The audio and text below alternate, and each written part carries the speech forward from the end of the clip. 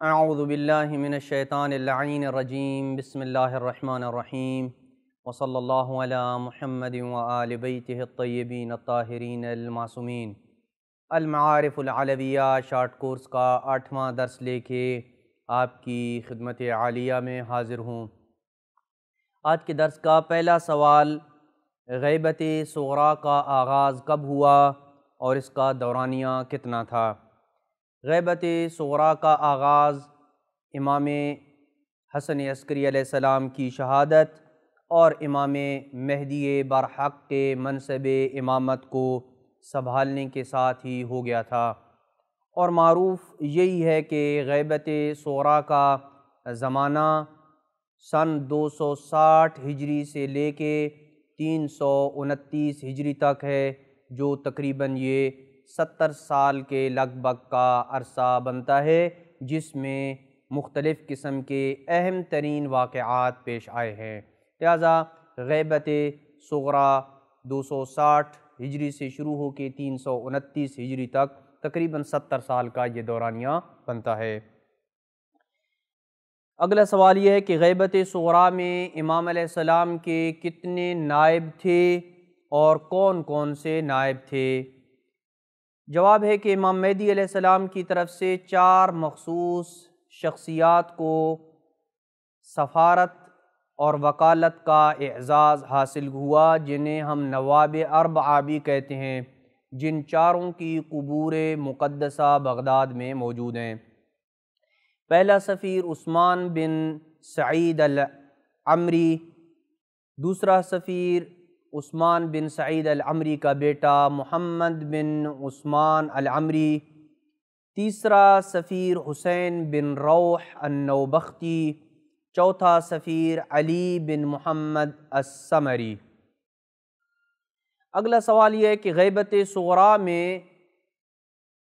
بنو عباس کے کتنے حکمران گزرے اور ان کے نام کیا ہیں، اور کتنے ان کی حکومت کے کیا دورانیہ تھا؟ جواب یہ ہے کہ غیبت صغریٰ کے 70 سال کے دورانیے میں بنو عباس کی خلافت میں 6 خلفاء گزرے ہیں، یعنی ان کی خلافت 6 خلفاء کے اوپر محیط رہی ہے، جن کی تفصیل یہ ہے۔ نمبر 1،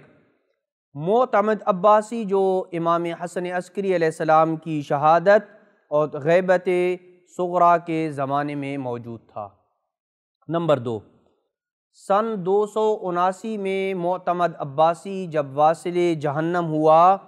تو اس کے بعد بنو عباس کی خلافت المعتضد باللہ کی طرف منتقل ہوئی، جو 289 تک اقتدار تک برجمان رہا۔ نمبر 3، المعتضد باللہ نے اپنے بعد المقتفی باللہ کو خلیفہ بنایا، جس کی حکومت 295 ہجری تک رہی۔ نمبر 4، المقتفی باللہ نے اپنے بعد المقتدر باللہ کو خلیفہ بنایا، جس کی حکومت 320 ہجری تک جاری رہی۔ نمبر 5، المقتدر باللہ کے بعد القاہر باللہ خلیفہ بنا، جو 322 ہجری تک حاکم وقت رہا۔ نمبر 6، القاہر باللہ کے بعد آخری خلیفہ الراضی باللہ بنا، جو 329 ہجری تک اقتدار تک کا رہا، اور اسی سال امام علیہ السلام کے چوتھے سفیر نائب علی بن محمد السمری کی وفات ہو جاتی ہے۔ یہ وہ بنی عباس کے حکمران اور خلفاء تھے کہ جو غیبت صغریٰ میں جنہوں نے حکومت کی ہے۔ اگلا سوال یہ ہے کہ غیبت صغریٰ کے 70 سال کے دورانیے اور پیریڈ میں امام مہدی برحق نے اپنے شیعوں کے ساتھ رابطے اور ان کی قیادت کے لیے کس سیاسی روش کو اختیار کیا؟ کس طرح امام علیہ السلام نے سیاسی پلیٹ فارم پہ اپنے شیعوں کی رہنمائی کی، اور کس انداز میں امام علیہ السلام نے اپنے شیعوں کی قیادت کے حوالے سے، ان کی راہبری کے حوالے سے ان کی رہنمائی کی، اور کس روش کو امام نے اختیار کیا؟ امام علیہ السلام نے اس دورانیے میں اپنے وجود کو بھی ثابت کیا اور لوگوں پہ اپنی حجت کو ثابت کرنے کے لیے متعدد طریقوں کو اختیار کیا، تاکہ وہ لوگ کہ جو امام علیہ السلام کی ولادت کے متعلق شکوک و شبہات کو پیدا کرتے ہیں، انہیں یہ ثابت کیا جائے کہ امام مہدی برحق جو ہے وہ دنیا میں آ چکے ہیں اور ان کے اس شبہات کو مٹایا جائے۔ جیسا کہ اس ذمہ داری کو اس سے پہلے امام حسن عسکری علیہ السلام نے بھی بڑے آسن انداز میں نبھایا تھا، اور امام مہدی کو اپنے خاص اصحاب کے سامنے پیش کر کے یہ بتایا تھا کہ میرا جانشین اس دنیا میں آ چکا ہے، اور نہ فقط لوگوں کو اپنے اصحاب کے سامنے پیش کیا بلکہ ان کی امامت کے اوپر نص بھی قائم کی تھی، اور اپنے اصحاب کو بتا بھی گئے تھے کہ یہ میرے بعد تمہارا امام اور تم پہ میرا جانشین اور خلیفہ ہوگا، جو زمین کو عدل و انصاف کے ساتھ پر کر دے گا۔ اور امام مہدی علیہ السلام نے اپنے والد محترم کی سیرت کے اوپر عمل کرتے ہوئے مزید کچھ ایسے رستوں اور طریقوں کو اختیار کیا کہ وہ اپنے وجود کو بھی ثابت کر سکیں اور امت میں اپنی امامت کو بھی ثابت کر سکیں، اور انہی طریقوں سے اپنے سیاسی جو کیریئر ہے اس کا بھی آغاز کر سکیں، اور امت کی رہنمائی اور راہبری کی باغڈور اور اس وظیفے کو بھی ادا کر سکیں۔ اس مقام پر ہم ان طریقوں میں سے 4 طریقوں کو آپ کے سامنے ذکر کر رہے ہیں جن کے ذریعے امام علیہ السلام نے اپنے وجود کو امت میں ثابت کیا، اور انہی 4 طریقوں کے ذریعے امام علیہ السلام نے امت کی راہبری اور قیادت کو جاری رکھا۔ پہلا طریقہ،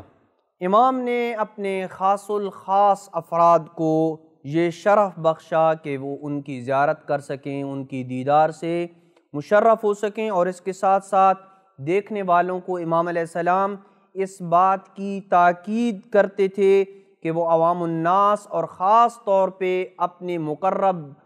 دوستوں اور ساتھیوں کو اور محبان اہل بیت کو جا کے یہ بتائیں کہ انہوں نے امام علیہ السلام کو دیکھا ہے، ان کی زیارت کے ساتھ مشرف ہوئے ہیں۔ لیکن ہر بندے کو یہ بھی تاکید کرتے تھے کہ آپ جس کو بھی مزید آگے جا کے اس ملاقات اور زیارت کا بتائیں گے، انہیں یہ تاکید کرنا کہ وہ آگے مزید کسی کو نہ بتائیں، تاکہ یہ خبر حکومت وقت تک نہ پہنچ سکے اور یوں وہ امام علیہ السلام کے وجود سے بے خبر رہیں۔ یہ وہ پہلا طریقہ تھا کہ امام علیہ السلام نے اپنے خاص الخاص افراد کے ذریعے ان کو ملاقات کروا کے اپنے وجود کو ثابت کیا۔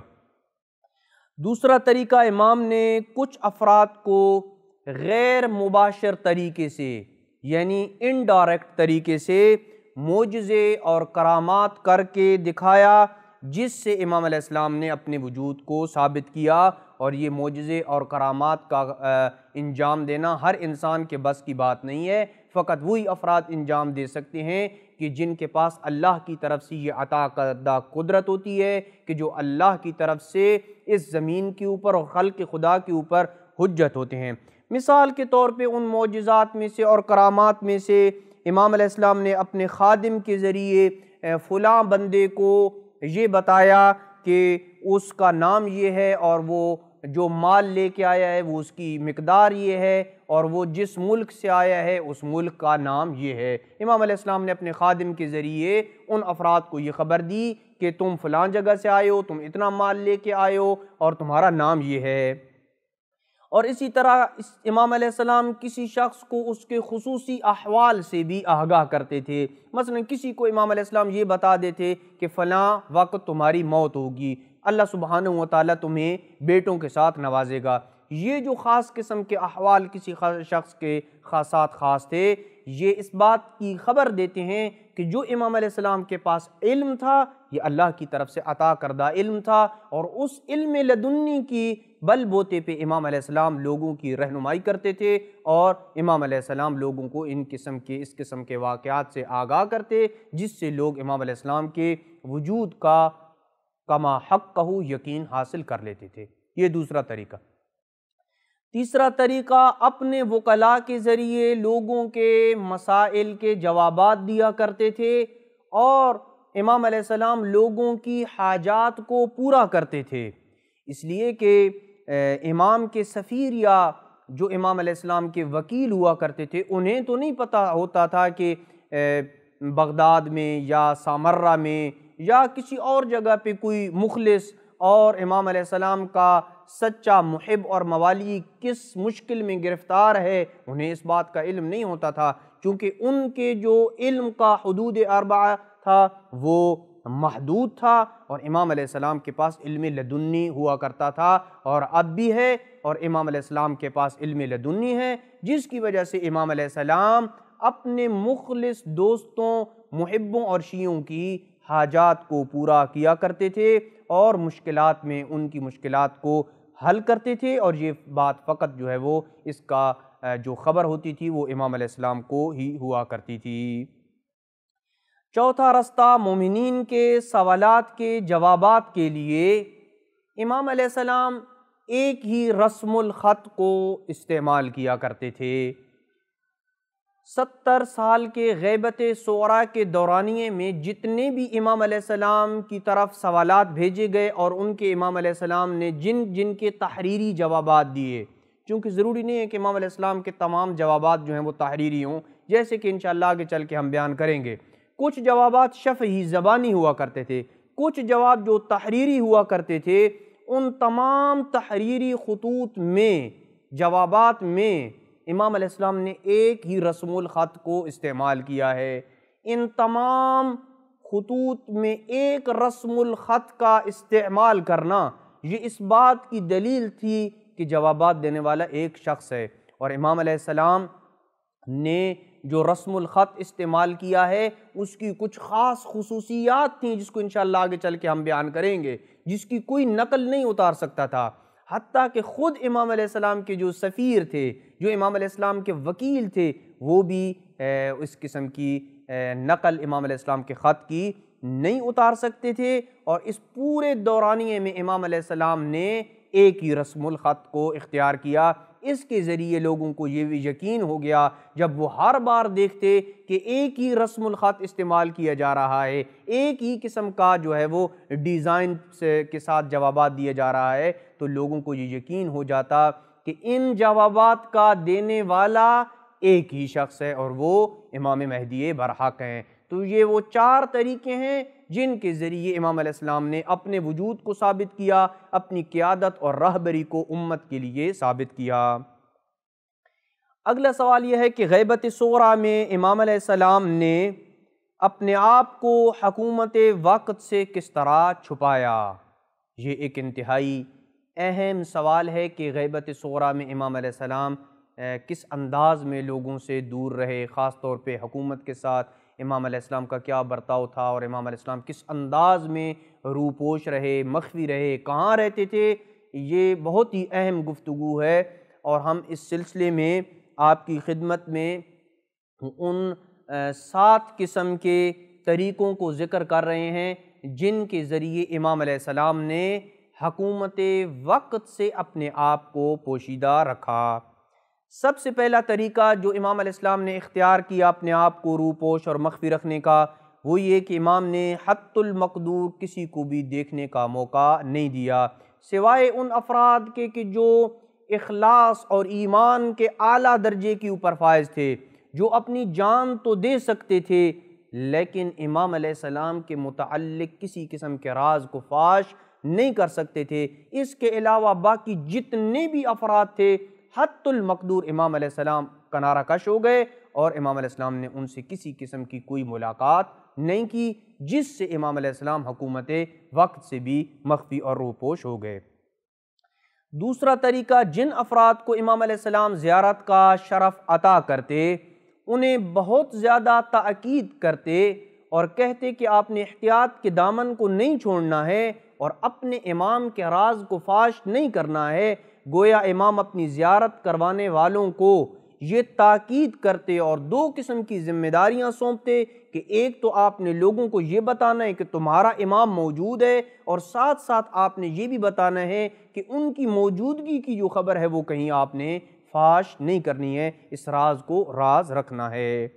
تیسرا طریقہ، اس دورانیے میں امام علیہ السلام نے اپنا نام لینے سے اپنے اصحاب کو بڑی سختی سے منع کیا تھا، اور اس کے اوپر ہم نے تفصیلی گفتگو ذکر کی ہے کہ غیبت صغریٰ میں امام علیہ السلام نے اپنا نام لینے کے اوپر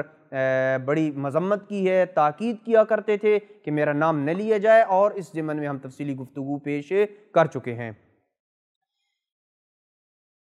چوتھا طریقہ، حکومت وقت اور ہر اس شخص سے جو آپ سے محبت نہیں کرتا تھا اس سے مکمل طور پہ امام علیہ السلام نے روپوشی اختیار کی، اور غیبت صغریٰ کے زمانے میں امام علیہ السلام حکومت وقت کے کسی بھی کارندے،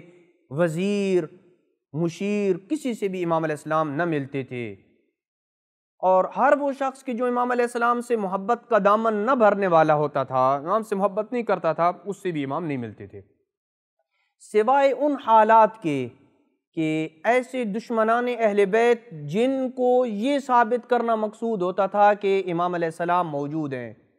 جن کو یہ بتانا ہوتا تھا کہ وقت کا امام موجود ہیں، ان کو یہ ثابت کرنے کے لیے بعض اوقات امام علیہ السلام دشمنان اہل بیت علیہ السلام سے بھی مل لیتے تھے، لیکن ان ملاقات کی کیا خصوصیات ہوا کرتی تھیں اس کے متعلق تاریخ ہمیں کچھ نہیں بتاتی، چونکہ انتہائی مخفی انداز میں امام علیہ السلام ان سے ملتے، اور اس ملاقات کے دوران امام علیہ السلام اپنے وجود کو ثابت کرتے، اور پھر جس جگہ امام علیہ السلام ان سے ملتے وہ امام علیہ السلام کا ٹھکانہ اور رہائش کی جگہ نہ ہوا کرتی تھی، ایک ایسی جگہ ملتے تھے کہ اگر ممکن ہے کہ یہ حکومت کا بندہ جا کے وقت کے حکمران کو بتائے اور وہ اپنے کارندے اور فوج لے کے یہاں پہ آئیں امام کو گرفتار کرنے کے لیے، تو امام کو یہاں پہ نہ پائیں، اس لیے امام علیہ السلام غیبت صغریٰ میں اپنی جگہوں کو اور اپنی رہائش کو وقتاً فوقتاً مصلحت کے مطابق تبدیل کیا کرتے رہتے تھے۔ پانچواں طریقہ جسے ضمناً ہم نے چوتھے طریقے میں بھی بیان کیا ہے کہ غیر محسوس طریقے سے امام علیہ السلام مختلف اوقات میں اپنی جگہ تبدیل کرتے، کیونکہ مختلف روایات میں یہ بات سامنے آتی ہے اور دیکھنے کو ملتی ہے کہ امام عصر نے غیبت صغریٰ میں کسی ایک مخصوص جگہ پہ قیام نہیں کیا ہے، مثلا کوئی کہے کہ امام علیہ السلام غیبت صغریٰ میں سامرہ میں رہے ہوں، نہیں، مخصوص کسی جگہ پہ امام علیہ السلام نہیں رہے ہیں، متعدد جگہوں پہ امام علیہ السلام نے قیام کیا ہے۔ ابتدائی غیبت صغریٰ کے جو سال تھے وہ امام علیہ السلام نے سامرہ میں گزارے، اس کے بعد امام علیہ السلام نے اپنی جگہ اور ٹھکانے کو امام بدلتے رہتے تھے۔ اس طریقے سے بھی امام علیہ السلام کا ہدف یہی تھا کہ حکومت وقت تاکہ امام علیہ السلام تک نہ پہنچ سکے۔ چھٹا طریقہ، مکمل خاموشی۔ امام علیہ السلام اپنے وکلاء اور سفیروں کے ساتھ رابطے کے متعلق بھی کسی کو آگاہ نہ کرتے تھے، کسی کو نہیں بتاتے تھے کہ میرے کوئی سفیر ہیں، میرے کوئی وکیل ہیں اور میں ان کے ساتھ رابطے میں ہوں، حتیٰ کہ امام علیہ السلام کے ساتھ جو 4 نائبین کی اور نواب اربعہ کی جو ملاقات ہوتی تھی بالمشافہ، یا جو بھی ملاقات کا طریقہ ہوتا تھا، انشاءاللہ اس کو بھی آگے چل کے ہم بتائیں گے کہ کس انداز میں امام علیہ السلام ان سے ملتے تھے، اس ملاقات کی بھی امام علیہ السلام کسی کو خبر نہیں دیتے تھے، یہ بھی امام علیہ السلام کسی کو نہیں بتاتے تھے، اور تاکید کرتے تھے ان سفیروں کو بھی کہ آپ نے اس ملاقات کے اندر جو گفتگو ہوئی ہے نہ وہ بتانی ہے، نہ ملاقات کی جگہ بتانی ہے، نہ یہ بتانا ہے کہ ہر کتنے دورانیے کے بعد، 10 دن کے بعد، 15 دن کے بعد، مہینے کے بعد آپ نے میرے ساتھ ملنا ہے، کس جگہ ملنا ہے، یہ ساری کی ساری جو تفاصیل تھیں وہ امام علیہ السلام نے بالکل مخفی رکھی ہوئی تھیں۔ مسائل کے جوابات اور مشکلات کا حل لوگوں تک پھر کیسے پہنچتا تھا، یہ بھی امام علیہ السلام نے بالکل مخفی رکھا ہوا تھا کہ لوگوں کے جو سوالات آتے تھے کس انداز میں وہ لوگوں تک پہنچے، کبھی سفیر کے ذریعے پہنچا دیا، کبھی سفیر کے علاوہ کسی اور طریقے سے پہنچا دیا، تو مختلف طریقے امام علیہ السلام اختیار کیا کرتے تھے تاکہ کسی کو ذرا سا بھی شک نہ ہو، اور انتہائی احتیاط کے درجے کے اوپر امام فائز تھے تاکہ حکومت وقت کو یہ علم نہ ہو جائے کہ سیاسی طور پہ کیا ہو رہا ہے اور امام عصر جو ہے وہ کہاں پہ موجود ہیں۔ لہٰذا امام علیہ السلام اپنے مقرب سے مقرب بندے کو، اپنے قریبی سے قریبی ساتھی کو اس قسم کی ملاقاتوں، سفیروں کے نام، ملاقات کی جگہ، ان سے بالکل جو ہے وہ آگاہ نہیں کیا کرتے تھے۔ ساتواں طریقہ، ایسے اشخاص کو اپنا سفیر یا وکیل مقرر کرنا جو اخلاص کے اعلیٰ ترین درجے کے اوپر فائز ہو، جن کے متعلق یہ بات محال ہو، یعنی ناممکن ہو کہ وہ امام علیہ السلام کے کسی راز کو فاش کریں، یعنی وہ جان دے سکتے ہوں، ان کے ٹکڑے ٹکڑے کیے جا سکتے ہوں، ان کو سولی پہ لٹکایا جا سکتا ہو، یہ ساری باتیں ہو سکتی ہیں، لیکن جن کو امام نے سفیر بنایا ہے ان کے متعلق یہ گمان نہیں کیا جا سکتا تھا کہ وہ امام علیہ السلام کے راز کے متعلق، ان امام کی جگہ کے متعلق، امام کے ساتھ جو ان کی ملاقاتیں ہوتی ہیں ان کے متعلق وہ کسی دوسرے بندے کو آگاہ کریں۔ اس لیے آپ دیکھتے ہوں گے کہ یہ جو چاروں سفیر تھے امام علیہ السلام کے، جو نائب تھے، یہ کوئی علمی اعتبار سے کوئی اتنے اعلیٰ مقام علم کے اوپر فائز نہیں تھے، اس لیے کہ سفیر بننے میں یا وکیل بننے میں یہ کوئی ضروری نہیں ہوتا ہے کہ بہت بڑا بندہ علم کی منزل کے اوپر فائز ہو، بلکہ اخلاص کے درجے کے اوپر فائز ہونا چاہیے، اور یہ چیزیں ان چاروں کے اندر موجود تھیں۔ یہی وجہ ہے کہ جب کچھ لوگوں نے ابو سہل النوبختی جو ایک عالم تھا، بہت بڑے مقام علم کے اوپر فائز تھا، اس کے اوپر کسی نے اعتراض کیا کہ یہ آپ کو امام زمانہ عجل اللہ فرجہ الشریف نے اپنا سفیر اور وکیل نہیں بنایا ہے، جبکہ شیخ ابو القاسم الحسین بن روح النوبختی کو اپنا وکیل اور سفیر بنا دیا ہے، تو اس میں کیا وجہ ہے؟ تو ابو سہل النوبختی نے بڑا ہی پیارا جواب دیا، کہا کہ میں وہ شخص ہوں کہ جو دشمنوں سے ملتا ہوں، ان کے ساتھ علمی ڈسکشن کرتا ہوں، ان کے ساتھ میرے مناظرے ہوتے ہیں، اگر میرے اوپر حکومت وقت سختی کرے، مجھے مارے پیٹے، تو میں ممکن ہے کہ امام علیہ السلام کے ٹھکانے کے متعلق بتا دوں مجبور ہو کے، لیکن حسین بن روح اخلاص اور ایمان کے اس درجے کے اوپر فائز ہے کہ اگر حسین بن روح کے جسم کے ٹکڑے ٹکڑے بھی کر دیے جائیں تو حسین بن روح کسی صورت میں بھی وہ امام علیہ السلام کے وجود کے متعلق کسی کو آگاہ نہیں کرے گا۔ تو یہ وہ 7 طریقے ہیں جن کے ذریعے امام علیہ السلام نے اپنے وجود کو ثابت کیا ہے اور حکومت سے مخفی رہے ہیں اور پوشیدہ رہے ہیں۔ آج کے درس کا آخری سوال کہ غیبت صغریٰ کے زمانے میں مومنین جو اموال امام علیہ السلام تک لے کے آتے تھے، امام کیسے ان اموال کو وصول کرتے تھے اور پھر کیسے فقراء تک امام علیہ السلام ان اموال کو تقسیم کرتے تھے؟ جواب یہ ہے کہ امام علیہ السلام اس دورانیے میں مومنین کے حقوق شرعیہ، خمس ہو گیا، زکوٰۃ ہو گیا، صدقات واجبہ ہو گیا، رد مظالم ہو گیا، کفارہ ہو گیا، فدیہ ہو گیا، ان کو اپنے سفیروں کے توسط سے قبول کیا کرتے تھے۔ امام علیہ السلام تک جو مال پہنچتا تھا اس کی متعدد قسمیں ہوتی تھیں، یا تو وہ حقوق شرعیہ ہوتے تھے، خمس، زکوٰۃ، صدقات واجبہ ہوا کرتے تھے، یا وہ اموال لوگوں کا اپنا ذاتی مال ہوتا تھا، ہبہ کے طور پہ امام علیہ السلام کو وہ ہدیہ کرتے، گفٹ کرتے کہ یہ ہماری طرف سے ہے، یا کچھ لوگ اپنی وفات کے وقت یہ وصیت کر جاتے کہ میں دنیا سے رخصت ہو رہا ہوں اور میرا جو مال ہے وہ آپ نے امام عصر تک پہنچا دینا ہے۔ تو یہ مختلف قسم کے جو اموال تھے وہ امام علیہ السلام تک پہنچتے تھے۔ بس کچھ اموال تو امام علیہ السلام تک ڈائریکٹ پہنچتے،